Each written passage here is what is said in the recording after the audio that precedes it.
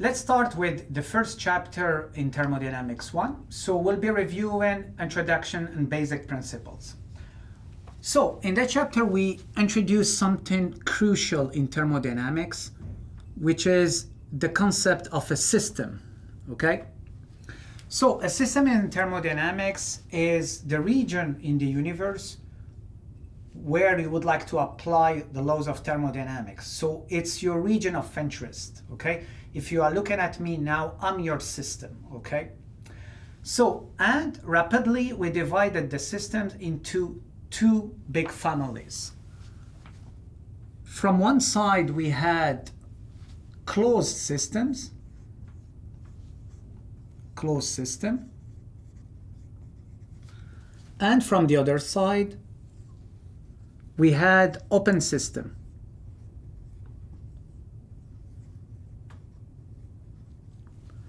The major player to differentiate between a closed and open system is this guy, mass.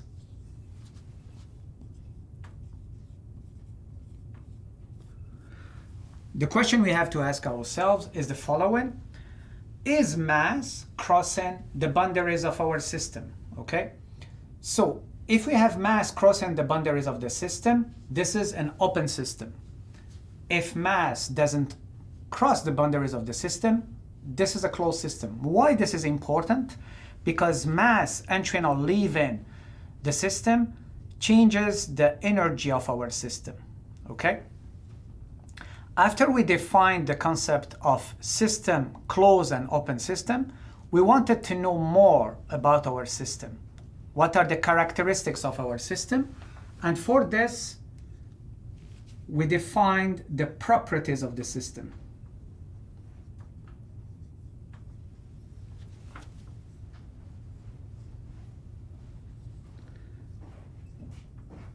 And we divided this into two big families. Actually, it's 2.5. First, intensive properties.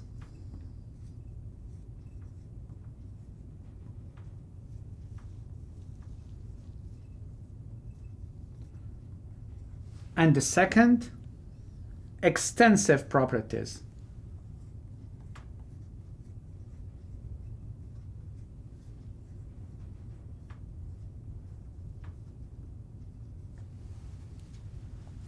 Again, the major player to differentiate intensive from extensive properties is mass. And the way I try to remember this is by taking just the two first letters. Intensive is like independent, okay? Meaning, if a property is independent from mass, it's an intensive property. If it's not independent from mass, okay, so it depends on mass, this is an extensive property, okay? Let me give you an example, okay? A way to differentiate between intensive and extensive properties is to take your system and split it into two and see what are the properties that will remain the same and the properties that will be halved, okay? So imagine now, basically what you are doing, you are dividing me into two parts, okay? So one on the right-hand side and one on the left-hand side. So now by doing this, ask yourself a question regarding certain properties. The temperature. Is the temperature half the temperature on the right, half the temperature on the left? No. So this is independent from the mass. So it's an intensive property. Regarding pressure, is the pressure applied on me half atmospheric pressure or half atmospheric pressure here? No. So this is also an intensive property. Let's look at the volume. By splitting me into two, do you end up with half volume on the right and half volume on the left? Yes. So this is an extensive property. The same thing for the mass. If you divide me into two, you will have half of my mass here and half of my mass here. So therefore, it's also an extensive property. So this is the way to recognize or differentiate between intensive and extensive property. It's important because here we will identify the properties that if you change the mass, if you introduce more mass to the system, the property will change, okay? And extensive properties, so basically if you introduce more mass, so they won't change.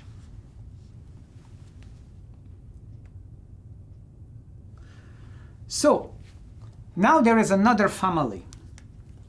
This family is a kind of in between, okay? This is called specific properties.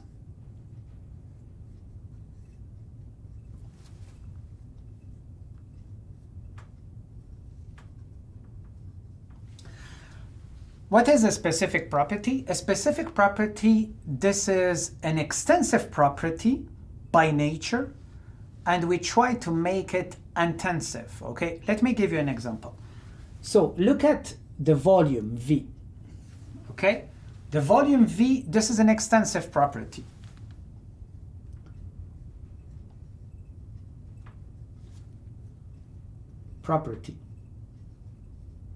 Well, which means that it's a function of mass. Now, if I divide V by M, I divide my volume by the mass. So now, technically speaking, I'm making it independent from the mass, okay? So this is not a function of the mass. So it is an intensive property. But since this property wasn't born intensive, it was extensive, and it became intensive, so therefore we call it specific. And this is why we'll be calling this specific volume.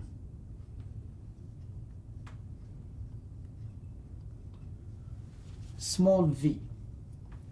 The concept of properties is extremely important because this will allow us to get more information regarding the system. But now the question we have to ask ourselves is, what is the minimal number of properties required to know everything about our system? Okay, let me give you an example. At the university, what is the minimal number of information required for me to know everything about you or everything about your academic performance? It's one property, which is your ID number.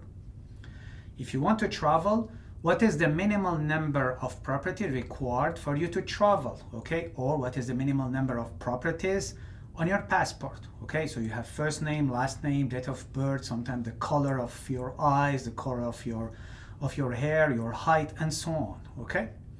So some properties are important, some are not. For example, let's say the color of your shirt is not probably a relevant information, okay?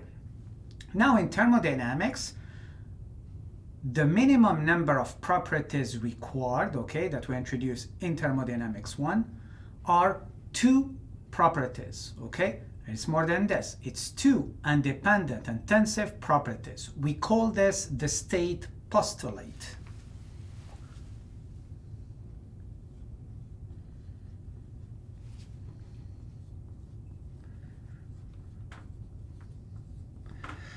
So this is the most important tool, okay, that we introduce in Thermodynamics 1 for problem solving, meaning that you always have to fulfill the state postulate in order for you to successfully solve a problem. So the state postulate is telling us that we need to know 2 independent intensive. So you see now the importance of defining intensive, which is independent from the mass. Properties.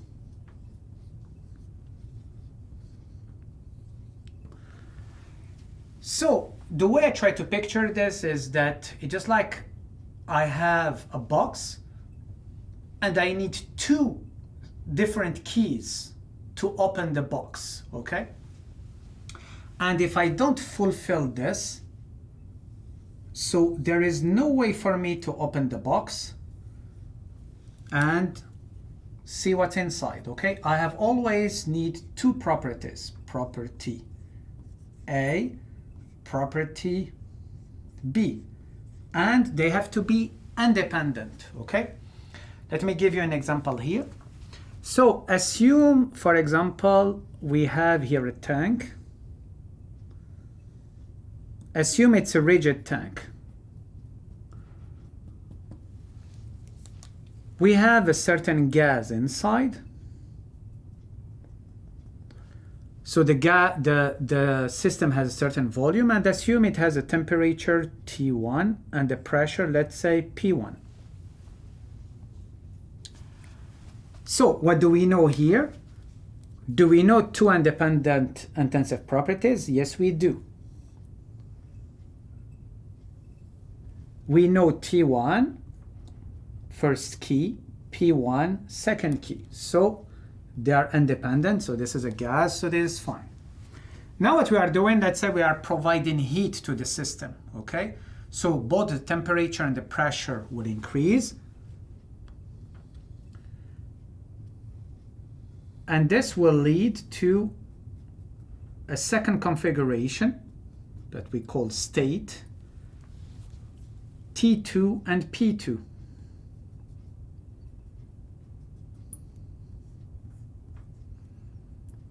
And P2. Now assume that T2 is known, but we have to calculate P2, okay? So here we draw the same boxes. We need our two keys. We know T2, which is fine, but we don't know second one. So meaning we are not fulfilling here our state postulate. We are missing a key. We cannot use P2, right? Because it is exactly what we are looking for. But you remember I said it's a rigid tank. So a rigid tank means that the volume of this tank doesn't change. Since this is a closed system, we have the same mass. So therefore, the specific volume is the same, okay? Meaning that V1 is equal to V2. And here is our second key. V2 is equal to V1. This means that if I can get V1 from here, let's say using ideal gas law, I can transfer this to my second key, the information to my second key. Now knowing T2 and V2, I can get P2. So you see the importance of knowing the two independent intensive properties is the only way for us to solve the problem, okay? So basically, in thermodynamics, in general, for problem solving, we always look for the second property, okay? Or if we are given all the properties, obviously, what we are looking for the energy exchange, work or heat, for example, involved in the process. In the first chapter regarding introduction basic principles, we also defined different new terms, okay? For example, we defined the concept of state.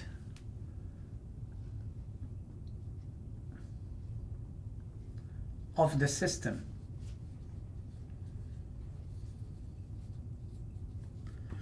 So the state of the system is a snapshot of the system, okay? You look at your system and the system will have to change, otherwise it's simply boring, okay? If nothing is happening to the system, there is no value for us to apply the first law of thermodynamics or the second law of thermodynamics, right? So you take a picture, a snapshot of the system, and this is your state. It's defined by different properties, T1, P1, V1, and so on. And then something will happen to the system, and this will move the system to a second state, state 2, okay? Defined by new properties, T2, P2, V2, and so on. Some properties can stay the same, right? But it's a new state, okay? And the game in thermodynamics is to understand what is responsible for this change from state 1 to state 2.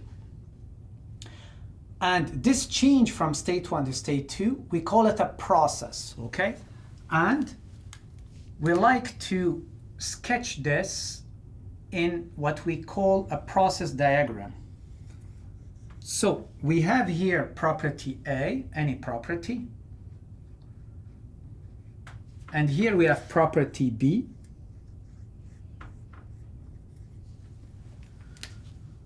We started at a certain state, 1, defined by B1 and A1, and then something happened.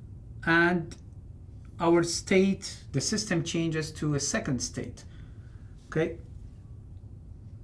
Defined by B2 and A2, okay? And from 1 to 2, we call this the path, okay? So basically, you can picture this as you are walking from one location to the other, okay? Your first location is defined by a position XY, and then your second position is defined by XY again, and you are moving from position 1 to 2. You can see that the path is not necessarily unique, okay? You can take any path between 1 and 2. Obviously, some paths are physically unrealistic, okay? So now this is our process diagram. We have some processes where we use specific properties, okay? And we typically, we will be drawing our different processes, cycles, and so on, following some standard diagrams, okay? So the first one will be the TV diagram. So here we fix the two properties. It's T and V. So, and we can go, let's say, from state 1 to state 2. And we can track this by knowing T1 V1 and T2 V2. Now in some processes, let's say 1 is here, but 2 will be exactly here. So this is a process where the temperature remains constant. T is equal constant. So I'm changing the specific volume. Here the specific volume is increasing. So imagine basically having, let's say, a gas that expands, but the temperature remains constant. When I expand the gas, the temperature is supposed to drop. But maybe I can add heat to maintain the temperature constant. When the temperature remains constant, we call it isothermal process.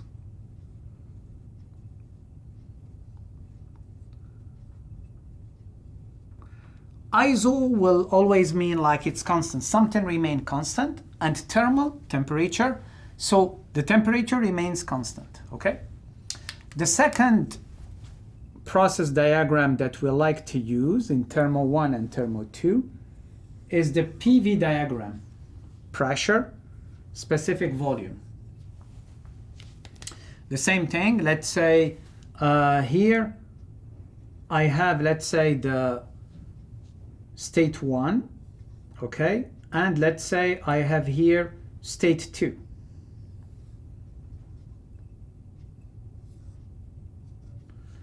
And I can have a possibility where I change my specific volume, but the pressure remains constant. So this is my state 1, and my state 2 is here. So in this process, there is a property that remains constant, and this property is pressure. So we call this process isobaric process. So in an isobaric process, the pressure remains constant, okay? You will see that this will be the case, for example, when we want to assume ideal combustion chambers, ideal condensers, ideal boilers, and so on. The third one, or actually it's mostly the same. The third one is typically with entropy, but here I will just use, let's say, a TV diagram or a PV diagram, it doesn't matter. But I will keep specific volume constant, so PV. But in this case, I have 1, but state 2 is straight up. Here, I kept one property constant, which is the specific volume. So during this process, the specific volume remains constant, and we call this isochoric process.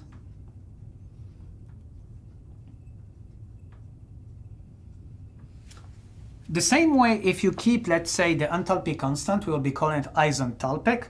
We keep the entropy constant, it will be isentropic, okay? In Introduction and Basic Principles, we had to identify from the start some limitations, okay, of our approach. Meaning that the first law and second law of thermodynamics we introduced in Thermodynamics 1 were valid under certain specific conditions, and mostly the first one was Thermodynamics Equilibrium,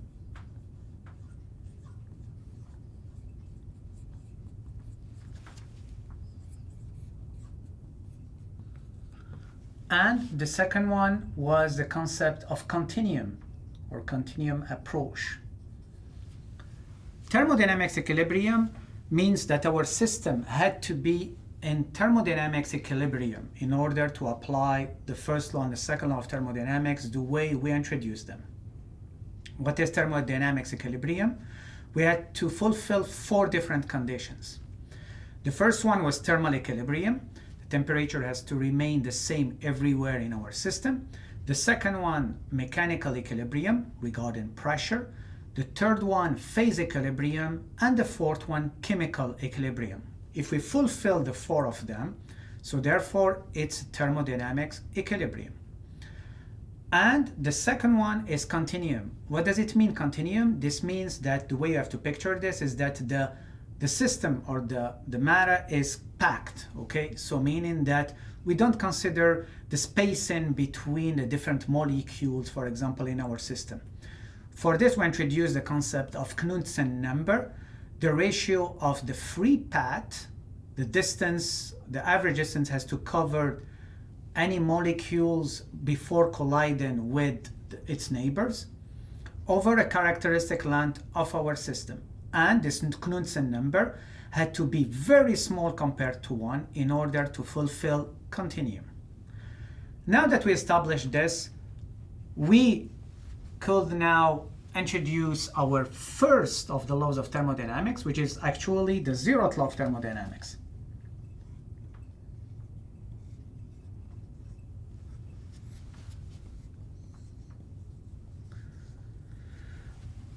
As it is for each law of thermodynamics,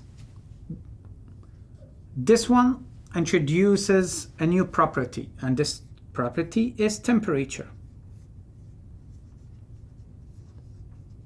T. The 0th law of thermodynamics is an afterthought, okay? So this is why it's 0th law. It came after the second and the first law of thermodynamics, okay? And the problem or the issue was that there was a difficulty to explicitly define temperature, meaning that we weren't able to define temperature using the first and the second law of thermodynamics. So there was a need to introduce a specific law, the 0th law of thermodynamics, to introduce temperature.